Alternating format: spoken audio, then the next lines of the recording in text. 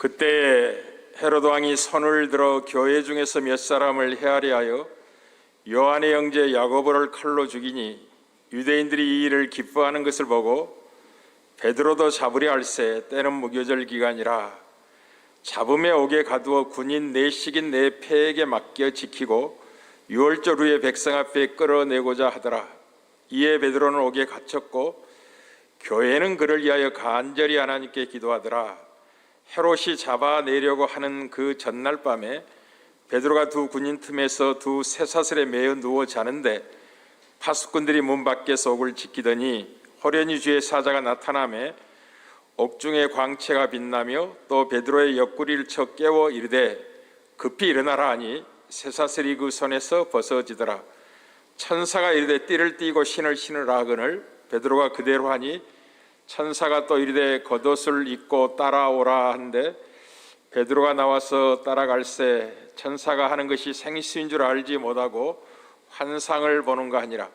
이에 첫째와 둘째 파수를 지나 시내로 통한 세문에 이르니 문이 저절로 열리는지라. 나와서 한 거리를 지나매 천사가 곧 떠나더라. 이에 베드로가 정신이 들어 이르되 내가 이제야 참으로 주께서 그의 천사를 보내어 나를 헤롯의 손과 유대 백성의 모든 기대에서 벗어나게 하신 줄 알겠노라 하여 깨닫고 마가라는 요한의 어머니 마리아의 집에 가니 여러 사람이 거기에 모여 기도하고 있더라. 베드로가 뒷문을 두드린데 로데라는 여자아이가 영접하러 나왔다가 베드로의 음성인 줄 알고 기뻐하여 문을 미처 열지 못하고 달려들어가 말하되 베드로가 대문 밖에 섰더라 하니 그들이 말하되 내가 미쳤다 하나 여자아이는 힘써 말하되 참말이라니 그들이 말하되 그러면 그의 천사라더라. 베드로가 문 두드리기를 그치지 아니하니 그들이 문을 열어 베드로를 보고 놀라는지라. 베드로가 그들에게 손짓하여 조용하게 하고 주께서 자기를 이끌어 옥에서 나오게 하던 일을 말하고 또 야고보와 형제들에게 이 말을 전하라 하고 떠나 다른 곳으로 가니라. 날이 샘에 군인들은 베드로가 어떻게 되었는지 알지 못하여 적지 않게 소동하니 헤롯이 그를 찾아도 보지 못하매 파수꾼들을 신문하고 죽이라 명하니라. 헤롯이 유대를 떠나 가이사라로 내려가서 머무니라. 아멘. 우리는 프랑스 요리 가운데 그르니라는 삶은 개구리 요리가 있습니다. 아주 유명한 요리죠. 이 요리는 손님이 식탁 위에 버터와 냄비를 이제 종업원이 손님 앞에 갖다 놓고 손님이 보는 앞에서 개구리를 산 채로 냄비에 넣고 조리해서 먹는 음식입니다. 처음부터 물이 너무 뜨거우면 개구리가 펄쩍 뛰어 나오기 때문에 개구리가 가장 좋아하는 약 15시 정도의 미지근한 온도의 물을 부어두고 개구리는 기분이 좋아서 가만히 있게 됩니다. 그리고 서서히 온도가 올라가고 약 한 45도 정도 되면 자기가 삶아지고 있는 것도 모른 채 요리로 변해 갑니다. 변화가 너무 느리기 때문에 개구리는 자기에게 위기가 닥쳐오고 있다는 것을 전혀 눈치채지 못하고 서서히 죽어갑니다. 이것을 삶은 개구리 증후군이라고 이야기합니다. 기도하지 않고 있다면 삶은 개구리 증후군에 빠져 있는 것과 같습니다. 특별히 코로나19가 장기화되면서 우리들의 대적이 은밀하게 성도들을 잠들게 하여 이 증후군에 빠지게 하고 있다는 걸 기억할 필요가 있겠습니다. 이 현실을 직시하고 깨어 기도하는 밤이 되기를 바랍니다. 사랑하는 성도 여러분, 하나님이 낱낱이 헤아려질 만큼 작은 분이라면 경배를 받으실 만큼 큰 분이 될 수가 없다는 것을 우리 지난주 이 시간에 전한 말씀의 핵심으로 증거를 했습니다. 하나님은 참으로 크고 놀랍고 위대하신 하나님이십니다. 죽은 자를 살리시는 하나님이시고 없는 것을 있는 것처럼 부르시는 하나님이십니다. 영원한 나라를 세우는 데 있어서 세상에 없는 방법으로 그 나라를 세우십니다. 힘과 권력으로 세우신 나라가 아니라 섬김과 희생 세우는 나라가 하나님이 의도한 영원한 나라입니다. 하나님의 나라는 목적이 수단을 정당화하는 나라가 아니라고 지난주에 말씀을 드렸습니다. 목적과 수단이 동일한 나라입니다. 평화의 나라이며 이루고자 하는 하나님의 나라가 영원한 평화의 나라이기 때문에 세우시는 과정도 섬김과 사랑으로 세워가는 나라라고 말씀을 드렸습니다. 마치 이것은 힘이 없고 무능하게 보여서 저런 방식으로 과연 하나님의 나라가 이루어질 수 있을까라는 오해를 낳기도 합니다마는 그리스도의 십자가와 부활을 생각해 보시기를 바랍니다. 힘이 없어 무력하게 죽은 것 같은 십자가의 현실이 부활의 영광을 만들어냈다는 걸 잊지 말아야 됩니다. 하나님의 나라는 고난에도 불구하고 세워지는 나라가 아니라 고난을 통하여 생명의 역사를 이루어 세우는 나라라는 걸 기억할 필요가 있겠습니다. 그러니 박해를 두려워하지 말라고 하십니다. 오늘 헤롯 왕으로 대표되는 세상의 권력자들이 온 세상과 역사의 주관자가 아니라 하나님 자신이 주관자이심을 분명히 하고 계신 것이 사도행전 12장의 역사입니다. 이방인의 선교 거점을 다 마무리하신 그 하나님이 선교사를 파송하기 전에 마지막으로 내가 역사의 주인이라, 그러니 내가 너희를 보내는 그 현실이 박해가 예비되고 준비된 현실이라 할지라도 두려워하지 말라, 내가 다 대안을 만들었느니라 하고 12장이 다루고 있다는 걸 기억할 필요가 있겠습니다. 하나님은 그리스도를 통해서 이 영원한 하나님의 나라를 이루실 것입니다. 그리고 그리스도는 몸된 교회를 통하여 그 영광된 일을 함께 완성해 가실 것입니다. 교회는 그리스도의 몸입니다. 에베소 1장 23절에 교회는 그의 몸이니 만물 안에서 충만케 하시는 이의 충만함이라 라고 하여 하나님의 계획의 완성을 교회를 통하여 하시겠다라는 계획을 분명히 하고 있습니다. 교회가 무엇일까요? 교회라는 말은 1차적으로는 하나님의 백성을 총칭하는 말입니다. 하나님의 거룩한 백성이라는 말이죠.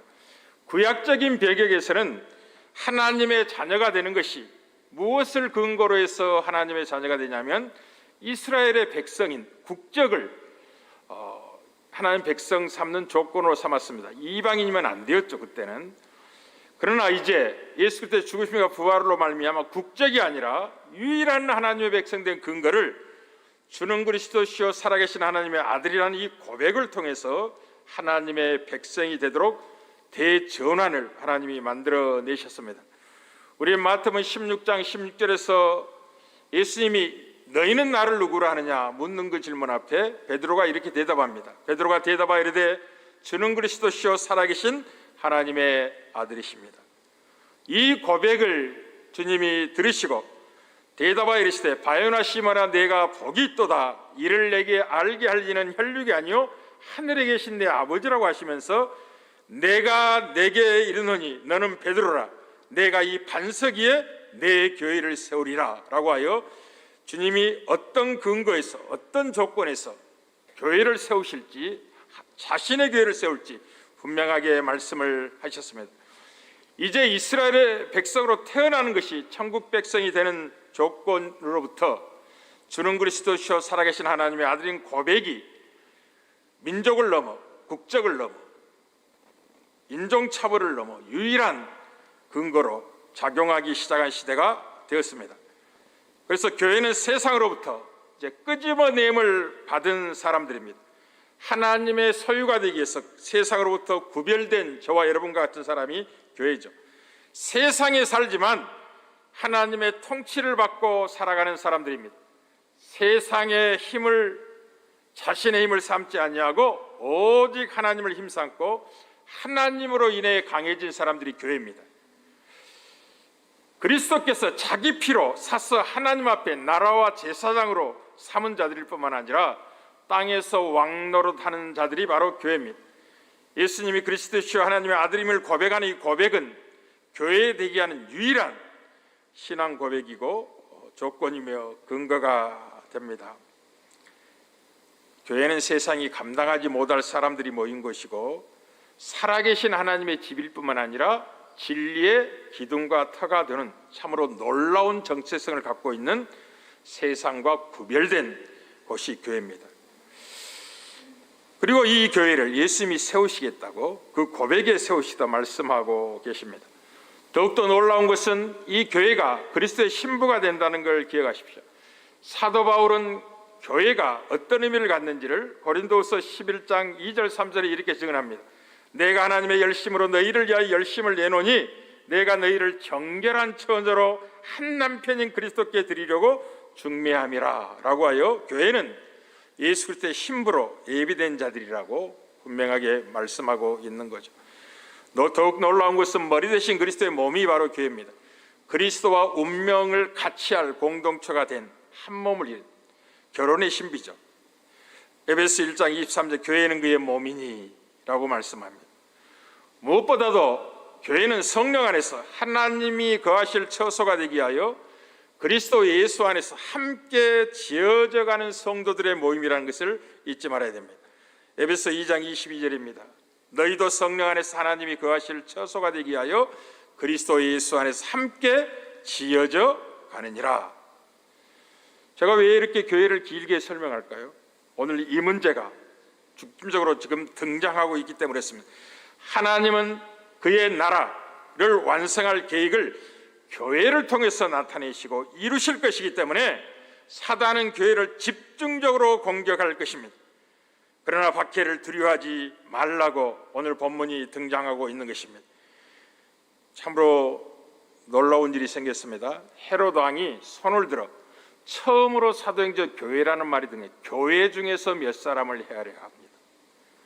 그리고 그 중에 요한의 형제 야고보를 칼로 실제적으로 죽이고 유대인들이 이 일을 기뻐하는 것을 보고 베드로도 잡아서 옥에 가두어 둡니다.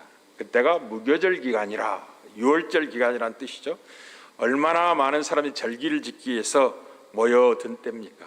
수많은 사람이 그걸 지켜보고 있었고 이제 하나님에게는 할 수 있는 것이 분명했습니다. 베드로는 옥에 갇혔고 교회는 그러려 간절히 하나님께 기도했다라는 것으로 이제 이 문제가 진행되고 있습니다. 왜 박해를 두려워하지 말아야 되느냐 하면 첫째는 음부의 권세의 공격이 있을 것이라고 미리 예언되어 있기 때문에 그렇습니다. 미리 예언되어 있다는 말이 무슨 말이냐면 그 공격을 대처할 방법도 하나님이 갖고 계시다는 뜻입니다. 그들이 이기지 못하리라고 분명히 말씀하셨죠. 교회에 관한 이야기를 시작하면서 마태복음 16장 18절 19절입니다. 또 내가 내게 이르노니 너는 베드로라 내가 이 반석에 내 교회를 세우리니 음부의 권세가 이기지 못하리라고 하여 음부의 권세의 공격이 교회에 있을 것을 분명히 전제하고 계시고 그럼에도 불구하고 이길 수 없을 것이라고 약속하고 계신다는 사실 앞에 공격을 두려워하지 말 이유가 분명히 있는 거죠. 그리고 더 놀라운 이제 교회의 힘을 하나님이 허락하셨습니다. 그것이 무엇이냐? 이렇게 이어갑니다. 내가 천국 열쇠를 내게 주리니 내가 땅에서 무엇이 매면 하늘에서도 매일 것이요 내가 땅에서 무엇이 매면 하늘에서 풀리리라 말씀하심으로 말미암아 교회가 갖고 있는 힘, 적대 세력, 어둠의 세력, 교회를 박해하여 하나님의 나라를 이루지 못하도록 방해할 그 세력들을 두려워하지 말 이유를 기도로 하나님이 허락하셨다는 걸 기억하십시오. 교회의 힘은 무엇이냐면 하나님을 의지하는 데 있습니다. 하나님이 세상을 이길 수 있는 힘을 교회에 주셨는데 그것이 무엇이냐면 바로 기도입니다. 기도라는 것은 하나님의 이름을 우리에게 주신 것과 같습니다. 하나님 자신을 우리에게 주신 것 같죠. 하나님 자신을 이길 자가 어디가 있겠습니까? 하나님은 우리의 힘으로 사용할 수 있도록 기도라는 수단을 우리에게 주셨고 오늘 본문이 이 사실에 대한 분명한 증언을 드러내고 있는 것입니다. 베드로가 옥에 갇혔다는 소식을 이제 교회는 들었습니다. 성도들이 들었다고 표현하지 않고 제자들이 들었다고 표현해 교회를 지금 등장시키고 있다는 걸 기억하십시오. 교회가 베드로가 붙잡혔다는 소식을 듣고 교회는 그를 위하여 간절히 하나님께 기도하더라 라고 하며 이제 희한한 일이 발생하고 있는 것을 보게 됩니다. 교회가 땅에서 풀면 하늘에서도 풀리고 땅에서 매면 하늘에서 매이겠다는 이 약속의 말씀이 어떻게 현실 속에 나타나고 있는지를 정확히 보여주고 있는 것입니다. 참 놀랍죠. 이 본문의 내용을 자세히 살펴보면 경악할 만큼 놀랍습니다. 어느 정도 놀랍냐면 베드로는 도저히 빠져나올 수 없는 감옥에 갇혀 있습니다. 어느 정도 빠져나올 수 없느냐면 군인들이 동원됐다는 거죠. 군인이 4명씩 4패로 나누어서 돌아가면서 지켰다. 정확히 하고 있습니다. 그리고 베드로는 두 군인 사이 틈에서 쇠사슬에 매여서 잠을 자고 있었다라고 분명히 하고 있습니다. 파수꾼들이 그 옥문을 지키고 있었다고 분명히 강조를 하고 있고, 이제 이 주의 천사가 호련히 나타나서 베드로의 옆구리를 툭툭 치며 일어나라 깨우고, 베드로는 전혀 타로 갈 의사가 없습니다. 타로 갈 의사가 없다는 말이 무슨 말이냐면 도저히 빠져나올 수 없는 곳에 갇혔다는 사실을 본인이 정확히 알고 있는 겁니다. 그냥 이렇게 문만 나가면 밖으로 나갈 수 있는 곳이 아니라 군인들 사이에 쇠사슬에 묶여서 붙잡혀 있었고, 바로 그 문 앞에 파수하는 군인들이 지키고 있고, 그것을 나간다고 해서 바로 시내로 나가는 게 아니라 첫째 파수를 지나고 또 둘째 파수를 지나고 그 다음에 새 문을 열어야만이 나갈 깊은 감옥에 들어있는 것입니다. 도저히 빠져나올 수 없는 그런 곳에 베드로는 갇혀 있고, 베드로 자신도 옥문에서 도망할 의도를 전혀 갖고 있지 않았다. 그는 잠이 들어 있습니다. 그리고 천사가 와서 그를 탈주시켜 깨워도 비몽사몽하게 이게 뭔지도 모르고 옷 입으라 옷 입고 띠띠람 띠띠고 이렇게 비몽사에 따라가다가 첫째 문도 지나고 둘째 문도 지나고, 그리고 새 문이 잠겨있는 새 문이 열리고 그 밖에 나가서 또 한참 떨어져 가서야 그때서야 정신을 차리고, 야 이게 뭐지? 주께서 나를 감옥에서 건져내셨구나 라고 생각했다는 거죠. 이런 과정들을 상세히 기록하는 의미가 무엇이냐면, 도저히 빠져나올 수 없는 현실 속에 있었지만 하나님이 약속하신 교회의 기도를 들으시고 간단하게 그를 구출해 내셨다는 거죠. 간단하게 구출해 내셨다는 거예요. 그리고 이게 얼마나 이 기도는 하고 있었지만은 실현되기 어려운 것이라는 걸 기도하는 사람들도 알고 있었다는 거죠. 그래서 베드로가 마가 요한에 기도하고 있는 곳에 가서 문을 두드리고 했지만, 그때 로데라는 한 어린 소녀가 와서 베드로의 음성을 알아보고 문도 열어주지 못하고 너무나 기뻐가지고 바로 들어가서 베드로가 왔다고 이야기하자, 정신 나간 그런 소리 하지 말라고 했다는 거죠. 네가 미쳤냐? 라고 했다는 거죠. 그때 이 여자아이가 힘써 말했다. 아니에요. 정말 베드로 음성을 들었어요. 분명히 그분의 음성이에요. 라고 강조하자, 그리고 밖에서는 계속 베드로는 이제 두드리고 있습니다. 그런 후에야 그들이 하도 그 어린 아이가 참말하고 이야기하니까 베드로일 건 아니야, 그의 천사가 왔을 거야 라고 했을 만큼 믿을 수 없었다. 그만큼 깊은 감옥에 갇혀 있었던 겁니다. 도저히 빠져나올 수 없는 현실 속에 있다. 그러나 하나님 어떻게 하셨다고요? 간단하게 그를 구출해 내셨다는 거죠. 헤롯은 경악합니다. 군인들을 추궁하게 되고, 그들은 도저히 이해할 수가 없잖아요. 분명히 지키고 사라지고 없는 겁니다. 어떻게 설명이 불가능한가요? 그러니 헤롯이 그 군인들을 죽였다라는 것이 오늘 본문까지의 이야기입니다. 무엇이에요? 주님이 교회를 세우며 약속한 약속을 지금 이루고 계시다는 거죠. 분명히 교회를 세우겠다 약속하시고 이렇게 말씀하신 거죠. 교회가 박해의 현실, 음부의 권세가 이기지 못하는 현실이 약속으로 주어지지만 그 공격이 강하고 무섭게 다가온다 할지라도 교회가 기도한다면 놀라운 일이 생길 것이라는 거죠. 풀면 하늘에서 풀리고 매면한테 매는 역사가 일어날 것이다. 약속이 정확하게 현실 속에서 증언으로 나타내 보이시면서 이제 박해의 현실 속으로 선교사를 보내게 될 겁니다. 두려워하지 말아라 하는 거죠. 그러니 사랑하는 성도 여러분, 안디옥에서 비로소 그리스도인이라고 일컬을 받았던 것처럼 본문에서 비로소 적대적인 세력의 공격의 대상이 누구인지를 정확히 나타내고 있는 것입니다. 그 대상은 교회입니다. 교회. 그 교회의 영광스러움이요. 그리스도께서 죽으시고 부활하신 목적도 교회를 세우기 위함이라고 마태복음 16장에서 이야기하셨다는 걸 기억하십시오.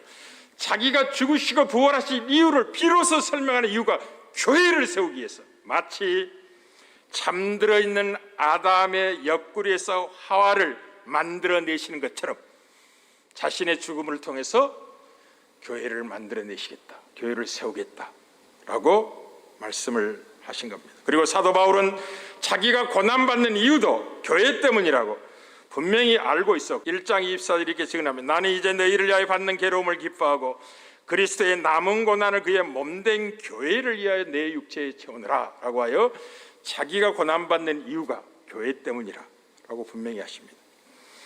그러니 성령의 인도하심을 따라 선교사가 되어 곳곳에 복음을 전하가는 목적은 교회를 세우시기 위함입니다.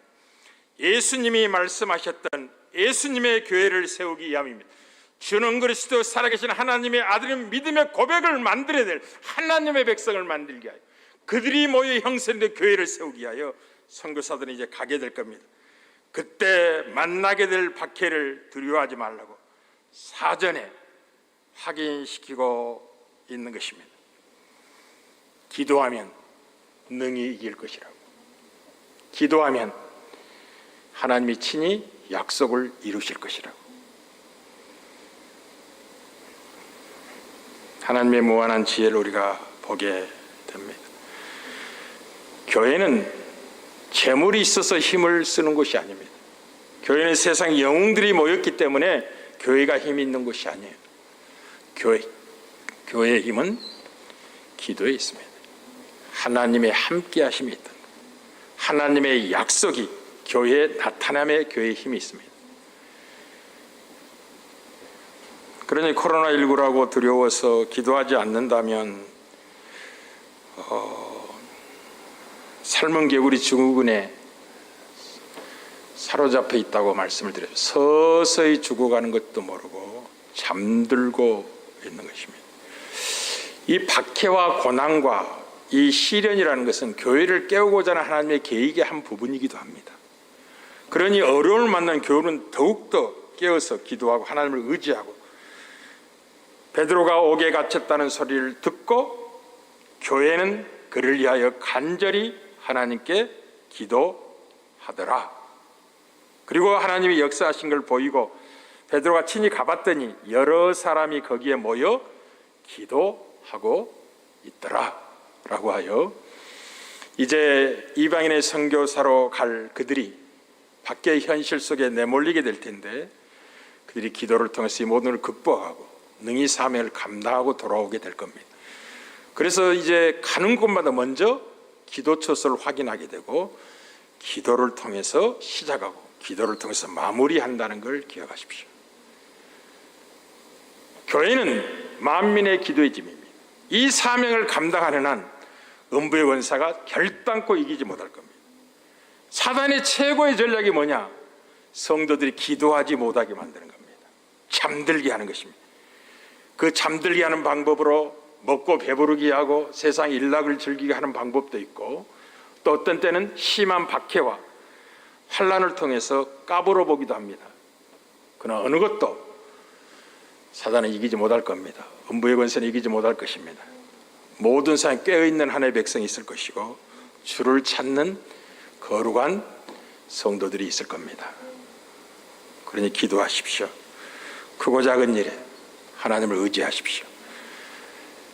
다윗은 이 비밀을 수많은 위기 속에서 환난 속에서 이렇게 고백을 합니다.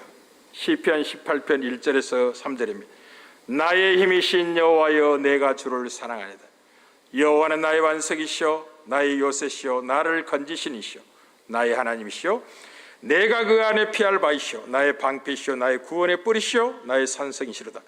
내가 찬송받으실 여호와께 아뢰리니 내 원수들에게서 구원을 얻으리로다 라고 하며, 시편 116편에는 내 기도에 응답하시오니 내가 주를 사랑합니다 라고 고백하고, 내 기도에 응답하신 하나님을 내가 평생의 사람에 기도하겠다는 결단으로 더 깊은 기도의 속으로 나아가는 걸 보게 됩니다. 구원이 필요한 위기 속에서 다윗의 최고의 힘은 기도라는 수단을 통해 하나님을 힘삼는 데 있었습니다. 이게 교회가 갖는 힘입니다. 이 사실을 확인시키고 보낼 겁니다. 그게 놀라운 장이죠. 우리들 향하여 지금 말씀하고 있습니다. 교회가 누구죠? 저와 여러분들이죠. 세상으로 끄집어냄을 받은 하나님의 백성들. 저와 여러분들이 이 밤에 우리 꽃밭교회를 위해서, 조국교회를 위해서, 열방을 위해서 기도하고 있다는 것이 얼마나 놀라운 하나님의 지혜의 산물인지 모릅니다. 여러분, 복 있는 자들이며 정말 하나님으로 인해 강해진 인생들입니다. 육체를 따라 보기엔 힘이 약하게 보이지만 그렇지 않습니다. 하나님이 함께 하신데 우리를 당할 자 누가 있겠습니까? 우리 담대하시고 하나님을 의지하여 기도하는 복된 밤이 되기를 주의 이름으로 축복합니다.